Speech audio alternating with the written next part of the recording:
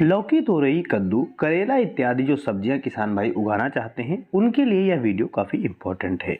किसान दोस्तों, मैं हूं धीरेन्द्र और आप देख रहे हैं डीके गार्डन यूट्यूब चैनल। दोस्तों, आज हम बात करने वाले हैं लौकी हो, कद्दू, तोरई या करेला इत्यादि जो सब्जियां होती हैं इनके बीज को आप कैसे बो करके पौधे को अच्छे से डेवलप करके उसकी ट्रांसप्लांटिंग करके जल्द से जल्द उसमें से सब्जियां कैसे प्राप्त कर सकते हैं। सबसे पहला काम आपको ये रहता है कि सही बीज का आप चयन करें। आप हमेशा प्रमाणित और विश्वसनीय दुकानों से या संस्थाओं से बीज लें, तभी आप उससे अच्छा जो फल है या सब्जी है प्राप्त कर पाएंगे।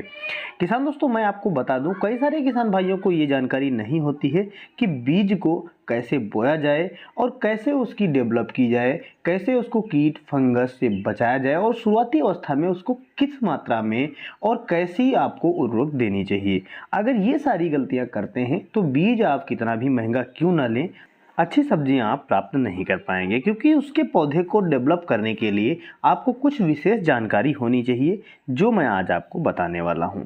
अगर आप कद्दू, लौकी, तोरई, करेला इत्यादि कोई भी सब्जी के पौधे को तैयार करना चाहते हैं, बीज बोना चाहते हैं, सबसे पहले उसमें आपको जो कंपोस्ट गोबर की सड़ी हुई खाद, पुरानी खाद, ताज़ी खाद आपको नहीं लेनी है।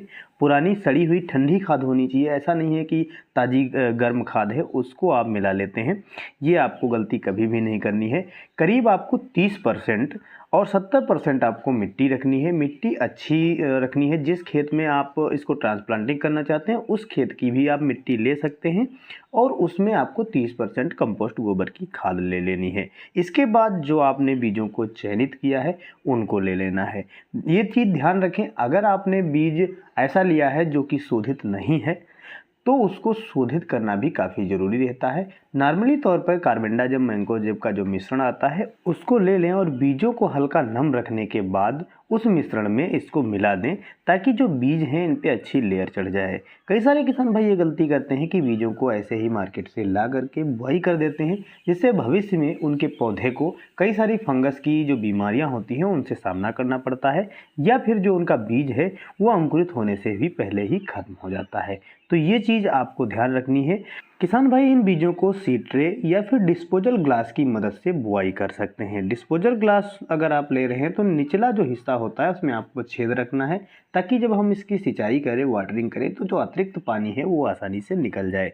बुआई के ठीक बाद आपको सिंचाई नहीं करनी होती है। इतनी नम मिट्टी आपको रखनी है, यानी इतनी नमी युक्त आपको मिट्टी लेनी होती है कि करीब उसमें 5 से 6 दिन तक सिंचाई करने की आवश्यकता न पड़े।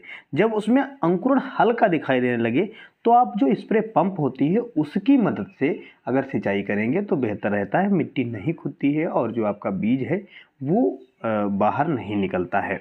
आपको बीज को लगाने के बाद हल्की मिट्टी भी ऊपर करीब 1 इंच रखनी होती है, ताकि अगर धूप लगे या कुछ हो तो हमारा बीज जो है सूखे ना।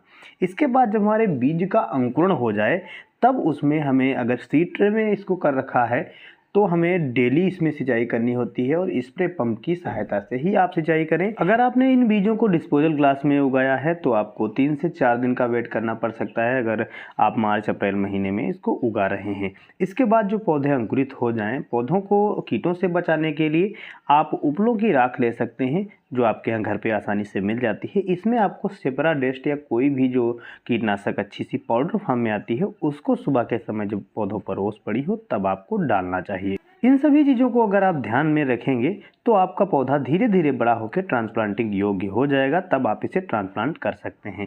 कुछ इतना बड़ा पौधा ट्रांसप्लांटिंग योग्य हो जाता है, करेले का इस तरह का पौधा, और इतना छोटा पौधा आपको ट्रांसप्लांटिंग नहीं करना होता है। जिस तरह से पत्ती आपको जली हुई दिखाई दे रही है, इसमें फंगस का अटैक है और कहीं कहीं कीटों का भी प्रभाव रहता है। तो कीटों और फंगस से आप अपने छोटे पौधे को जरूर बचाएं और ध्यान रखें पौधे के शुरुआती विकास में आप कम से कम रासायनिक उर्वरकों का प्रयोग करें। ध्यान रखें जैविक उर्वरकों से आप अच्छा लाभ ले पाएंगे।